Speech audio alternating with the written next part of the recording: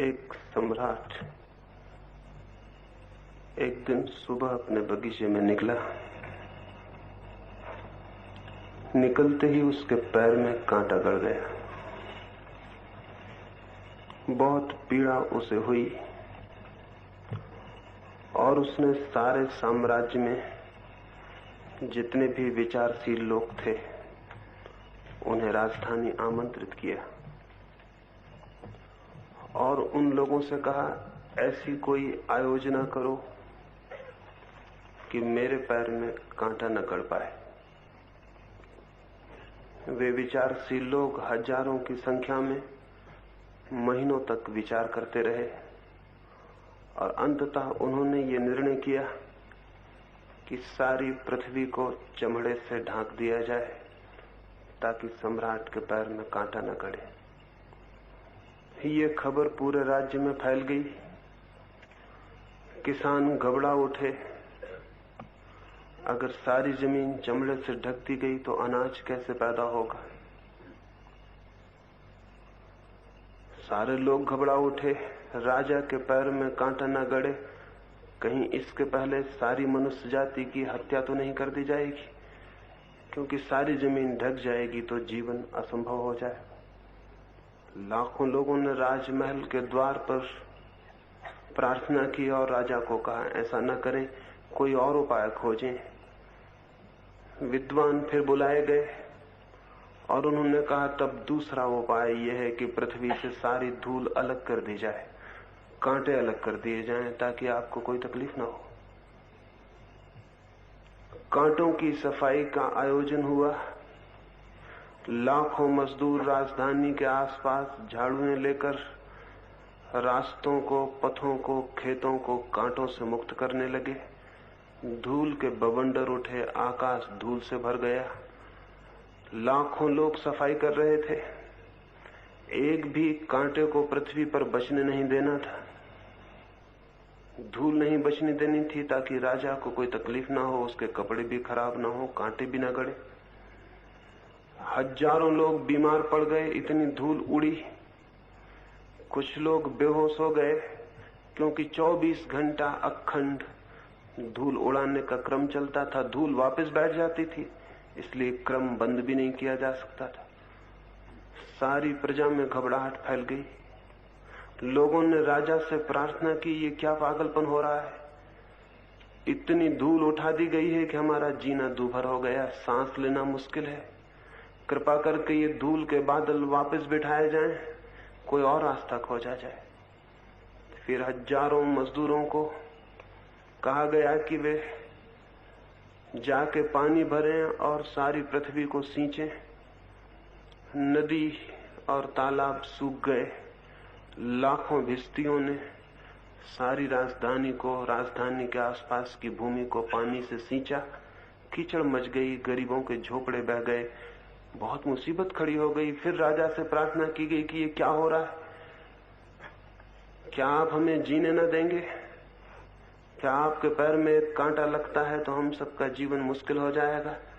कोई और सरल रास्ता खोजें। और तभी एक बूढ़े आदमी ने आके राजा को कहा, मैं ये जूता आपके लिए बना लाया हूं, इसे पहन ले, कांटा फिर आपको न गड़ेगा और हमारा जीवन भी बच जाएगा।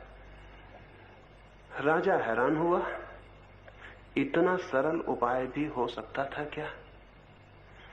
पैर ढके देखकर वो चकित हो गया। क्या कोई इतना बुद्धिमान मनुष्य भी था जितने इतनी सरलता से बात हल कर दी जिसे लाखों विद्वान हल न कर सके? करोड़ों रुपया खर्च हुआ, हजारों लोग परेशान हुए। इतनी सरल बात थी और सारे पंडित, सारे विद्वान क्रोध और ईर्ष्या से भर गए। ये बूढ़ा आदमी खतरनाक था। इस सब के प्रति, इस बूढ़े आदमी के प्रति उन सब के मन में तीव्र रोष भर गया। उन्होंने कहा, जरूर इस आदमी को शैतान ने ही सहायता दी होगी, क्योंकि हम इतने विचारशील लोग नहीं खोज पाए जो बात इसने खोज ली है। जरूर इसमें कोई खतरा है। राजा को उन्होंने समझाया, ये जूता खतरनाक सिद्ध होगा। शैतान का हाथ इसमें होना चाहिए, क्योंकि हमारी सारी बुद्धिमत्ता जो नहीं खोज सकी, ये बूढ़ा आदमी कैसे खोज लेगा। राजा को उन्होंने भड़काया, समझाया, राजा भयभीत हो गया। उस बूढ़े आदमी को सूली दे दी गई। वो पहला समझदार आदमी सूली पे चढ़ा, और उसके बाद जितने लोगों ने ये सलाह दी है कि कृपा करें, पृथ्वी को परेशान न करें, अपने पैर ढक लें, उन सभी को सूली दी जाती रही। शायद इसीलिए वो पहला क्रांतिकारी व्यक्ति जिसने जूते की इजाद की थी, उसके वंशज आज भी अपमानित हैं, आज भी चम्हार का कोई आदर नहीं। शायद पंडितों का ही हाथ होगा इसमें। इस कहानी से इन 3 दिनों की चर्चा को मैं शुरू करना चाहता हूं, इस वजह से कि सारी दुनिया में सभी मनुष्यों का एक ही प्रश्न है। दुख के कांटे जीवन को पीड़ित किए रहते हैं, अशांति के कांटे, चिंता के कांटे, अज्ञान और अंधकार के कांटे गड़ते हैं, और कोई उपाय समझ में नहीं आता कि इनसे कैसे बचा जाए। और सभी लोग बुद्धिमानों की, तथाकथित बुद्धिमानों की सलाह मानकर सारी पृथ्वी को ढकने की आयोजना में लग जाते हैं, अपने को छोड़कर, अपने को भूलकर। अपने पैर को ढकने की सीधी सी युक्ति किसी की भी समझ में नहीं आती। इतनी सीधी युक्ति है, लेकिन इस जमीन पर 10-5 ही ऐसे लोग हुए हैं जिन्होंने अपने पैर ढके हों। अधिक लोग पृथ्वी को ही बदलने की कोशिश करते रहे, और ये अधिक लोग, जितनी इन्होंने कोशिश की है जमीन को ढक देने की, धूल कांटों से अलग कर देने की, उतनी ही जमीन मुश्किल में पड़ती चली गई। इन सभी सुधारकों के कारण ही मनुष्य जाति इतनी पीड़ाओं में उलझ गई है कि आज कोई छुटकारा भी दिखाई नहीं पड़ता है। लेकिन एक सीधी सी बात थी कि हर आदमी अपने पैर ढक ले और कांटों से मुक्त हो जाए, लेकिन ये सीधी सी बात आश्चर्य ही है कि मुश्किल से ही कभी किसी को दिखाई पड़ती। इस सीधी सी बात को ही इन 3 दिनों में समझाने की आपको कोशिश करूंगा। नाराज आप जरूर होंगे मन में, क्योंकि सीधी बात किसी को समझाई जाए तो नाराजगी होती है। इतनी सीधी बात को भी समझाने की कोशिश करने से गुस्सा आता है।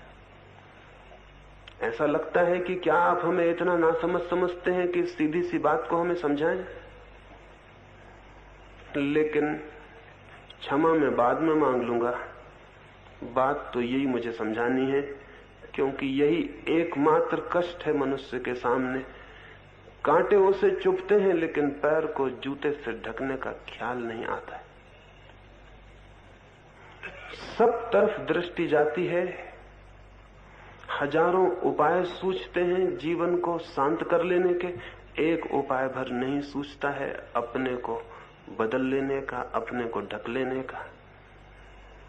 और सब योजना चलती है सुख की और आनंद की खोज की, सब दिशाएं खोज ली जाती हैं, सिर्फ एक दिशा अनछुई रह जाती है, वो है स्वयं की दिशा। जैसे स्वयं को हम देखते ही नहीं और सबको देखते रहते हैं। तो यहां इन 3 दिनों में इस सीधी सी बात पर थोड़ा सा हम विचार करेंगे कि क्या स्वयं को भी देखा जा सकता है। क्या ये संभव नहीं है कि हम अपने को बदल लें? क्या ये संभव नहीं है कि हमारी दृष्टि स्वयं के परिवर्तन और चिकित्सा पर चली जाए? क्या ये नहीं हो सकता है कि हम अपने को ढक लें और दुखों और पीड़ाओं से मुक्त हो जाएं? क्या उस राजा को जो समझदार लोगों ने सलाहें दी थी वे ही हम भी मानते रहेंगे? क्या उस बूढ़े और सीधे आदमी की बात हमारे ख्याल में भी नहीं आएगी? इसी संबंध में थोड़ी सी बातें इन 3 दिनों में आपसे कहूंगा।